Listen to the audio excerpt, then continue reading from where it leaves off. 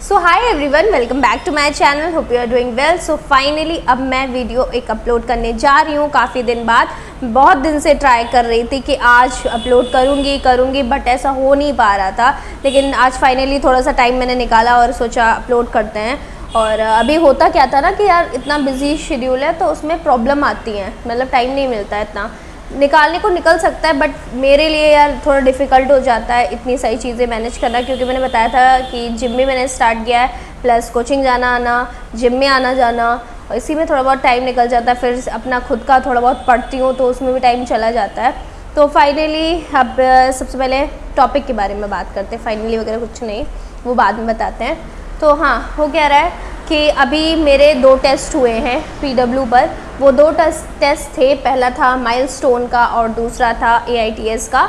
तो माइलस्टोन में मैं अगर बताऊँ तो मेरे नंबर काफ़ी ज़्यादा ख़राब आए हैं, जो हमेशा से आता है और मुझे पता है क्यों आ रहा है। क्योंकि देखो यार, सेल्फ़ स्टडी में हमेशा करते वो हो नहीं पा रही है, चाहे जितना ट्राई करो। अब सेल्फ़ स्टडी में भी होता क्या है कि जो टीचर ने दिया वो याद करना होता है। मेरा ऑलरेडी पीछे का छूटा हुआ है, मतलब वो मुझे प्रैक्टिस करना है ना। टेस्ट में दूंगी क्या जब तक मैं प्रैक्टिस नहीं कर पाऊँगी?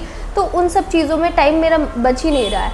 मतलब कभी कभी होता क्या है कि बैकलॉग इधर वाला भी हो जाता है, मतलब कभी कभी कोचिंग में नहीं जाती हूँ तो उसका भी मुझे कंप्लीट करना होता है। तो हो जाता है यार, नहीं बन पा रही है पढ़ाई। मुझे ऐसी फीलिंग पता नहीं क्यों आ रही कि जो मैं गलती पहले करती थी सेम गलती वही वापस रिपीट हो रही है। तो मैंने सोचा था कि AITS में अच्छा परफॉर्म करेंगे बट वैसा भी नहीं हुआ, क्योंकि माइलस्टोन भी ख़राब गया था, AITS भी ख़राब गया। रीज़न यही है कि मुझे मॉड्यूल कंप्लीट करने हैं, वो भी अभी तक कंप्लीट नहीं हुए। कुछ ही केवल मैंने चैप्टर कंप्लीट किए थे बस, और आगे के भी थोड़े ही चैप्टर हुए हैं, और जो प्रेजेंट में चल रहा है उसके थोड़े बहुत कर रही हूँ। तो यार ये चीज़ ऐसे सिलेक्शन नहीं होता है। एटलीस्ट एक चीज़ को मुझे पता है 100% नहीं होगा, लेकिन उसके मॉड्यूल तो पूरे सॉल्व होने चाहिए थे ना, DPP पूरी सॉल्व होनी चाहिए थे ना।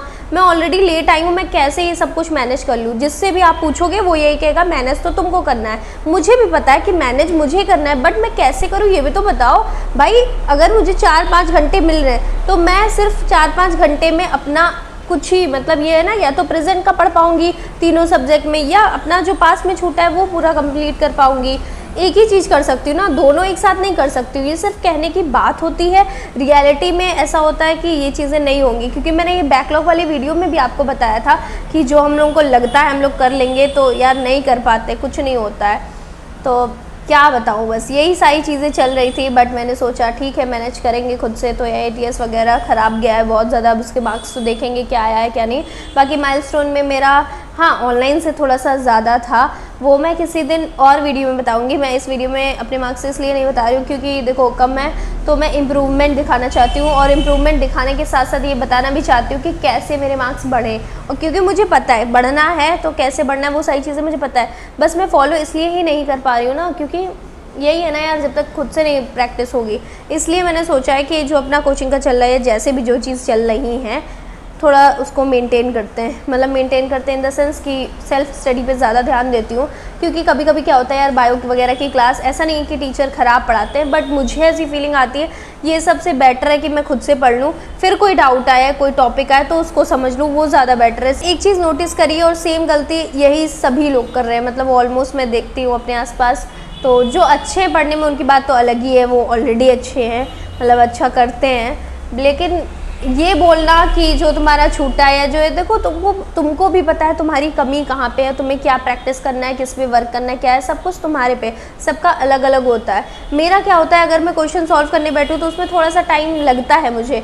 तो अब अगर ये बोलोगे किसी से कि मुझे टाइम लगता है तो इंसान कहेगा हाँ तो टाइम दो, तो बात तो वही आती है ना, टाइम तुम्हारे पास उतना नहीं है। ये उनके लिए होता है जो 11th-12th से प्रैक्टिस कर रहे हैं, मतलब प्रिपरेशन कर रहे हैं, उनके लिए ठीक है कि हम अपना टाइम बहुत अच्छे से दे सकते हैं। मेरे साथ क्या है कि हर बार यही चीज़ आ रही है कि मैं लेक्चर के पीछे फंस जाती हूँ बार बार।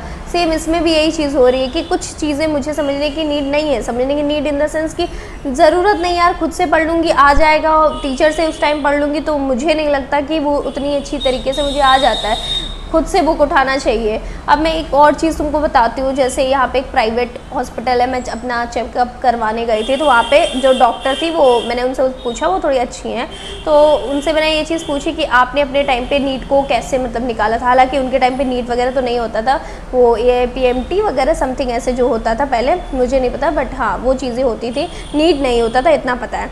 तो उन्होंने कहा कि उस टाइम पे वो कोई कोचिंग नहीं करी और उनके बाद 2 डॉक्टर और हैं, उनकी 2 भी बेटी थी या जो भी थी उनके रिलेटिव में, वो दोनों ने भी सेम चीज़ मतलब फॉलो करी। और वो सेम चीज़ जानते हो क्या थी? वो सेम चीज़ ये थी कि उन लोगों ने सेल्फ स्टडी करी है, कोई भी कोचिंग नहीं करी। बस तुम्हारे पास जो मटेरियल है लिमिटेड रखो, उसको बार बार खुद से पढ़ो, कोई ज़रूरत नहीं कोई लेक्चर या इन सब की चीज़ों को करने को। तो वही वो बता रही थी कि आज के टाइम पे देखा जाए तो बहुत सारी कोचिंग हो गई है, हम लोग इधर उधर कंफ्यूज होते रहते हैं क्या करें क्या ना करें। ये चीज़ है ना कि वो ये कह रही है कि देखो कोचिंग वगैरह जो है वो सब आप उनके लिए ठीक है जो फर्स्ट टाइम स्टार्ट कर रहे हैं, बट मेरे जैसे ड्रॉपर वगैरह के लिए जिसने एक बार पढ़ रखा है, माना कि बहुत सारी चीज़ें नहीं आती है वो एक अलग चीज़ है, लेकिन फिर भी ऐसा हमें लगता है क्योंकि हमें याद नहीं है ना, तो हम जब खुद से बुक पढ़ना स्टार्ट करेंगे, जो मॉड्यूल है उसको पढ़ना स्टार्ट करेंगे, क्वेश्चन प्रैक्टिस, तब तो समझ आएगा ना कि तुम्हारी वीक क्या चीज़ है, तुम्हें पूछना क्या है। कि ऐसा होता है ना सारा पढ़ने से, अब जैसे उसके लिए तो बेटर है जो फर्स्ट टाइम पढ़ रहा है, हम लोगों के लिए ये होता है सारा पढ़ने से कोई फ़ायदा नहीं, वो टाइम वेस्ट हो रहा है, क्योंकि वो गलती हम पहले भी कर चुके हैं, सेम गलती अभी भी कर रहे हैं। हमें खुद से प्रैक्टिस करनी है, उस पर वर्क करना है,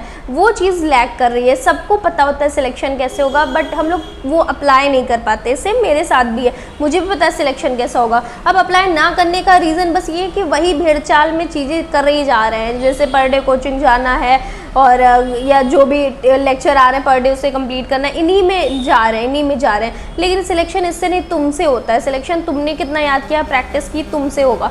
वो चीज़ हो पा रही, वो चीज़ बस मतलब हो रही है, बट ऐसा हो रहा है ना कम हो रही है, स्लो प्रोसेस है वो वाला। और बाकी जो लेक्चर है या आने जाने वाला अटेंडेंस, ये सब को देखो तो ये सब मेंटेन हो रहा है। तो इससे यार मेंटेन करने से कोई तुम्हें कुछ नहीं देने वाला, ना कोई फ़ायदा है, इसलिए खुद से ज़्यादा चीज़ें करनी है। तो मैंने सोचा इस बार जो टेस्ट है उसका मार्क्स बहुत अच्छे से अपना इम्प्रूव करूँगी, देन मैं आपको बताऊँगी कि मेरे फर्स्ट टेस्ट में और सेकंड EITS में, और उसके बाद अपना जो ये अभी नेक्स्ट टेस्ट मेरा होगा 28 को है, तो इसमें कितने मार्क्स आए। तो मैं पूरा अपना बेस्ट दूंगी, ट्राई करूँगी और फिर बताऊँगी कि मैंने क्या स्टेप फॉलो किया जिससे मेरा कंप्लीट हुआ, सारी चीज़ें डिटेल में बताऊँगी। सो फिलहाल के लिए इस वीडियो को अब यहीं पे एंड करते हैं। That's it for this video, thank you so much for watching, bye bye.